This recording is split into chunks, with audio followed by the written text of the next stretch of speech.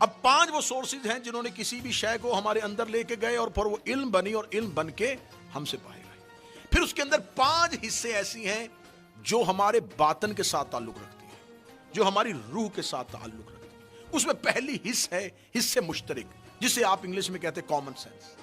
جب آپ مختلف چیزوں کے بارے میں جانتے ہیں, آپ نے کسی شے کا رنگ دیکھا, کسی کی ذات دیکھی, کسی شے کو ٹھوس مادے کو دیکھا, ان تمام چیزوں کو جب آپ نے ان 5 سورسز کے ذریعے سے اندر گزارا, تو جب آپ کے باطن کے اندر گئیں تو باطن کے اندر جا کے پہلی حص جو ہے وہ متحرک ہوئی, جسے کامن سینس کہتے ہیں. اس نے ان تمام چیزوں کو یکجا کیا اور یکجا کرنے کے بعد اس سے ایک تصویر دی.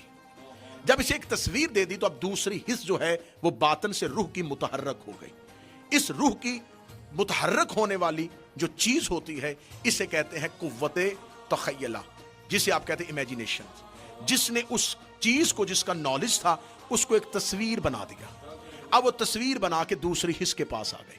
جب یہ دوسری حص کے پاس آ گئی تو اس دوسری حص نے اسے ٹرانسفر کر دیا باطن کی تیسری صفت کی طرف, تیسری حص کی طرف, جسے کہتے ہیں ایسٹیمیٹو پاور, جسے کہتے ہیں قوت واہمہ.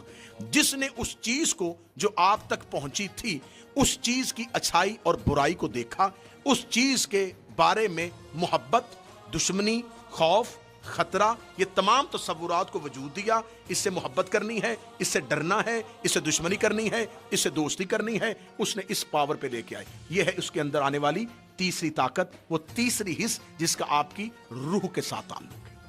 اب اس نے اس کو اگلی میں ٹرانسفر کر دیا, وہ ہے قوت حافظہ, آپ کی میموری, جس نے اس کو ہمیشہ کے لیے محفوظ کر لیا. آئی تھی بکھری ہوئی چیزوں کی صورت میں, پہلی حص نے اسے یکجا کیا, دوسری نے اس کی تصویر بنائی, تیسری نے اس کے اندر جذبہ پیدا کیا, چوتھی نے اسے محفوظ کر لیا.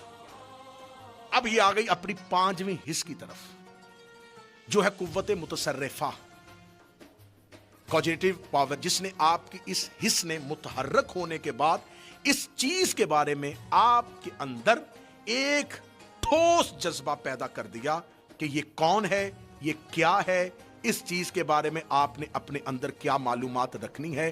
ان 5 حصوں کا تعلق آپ کی روح کے ساتھ تھا.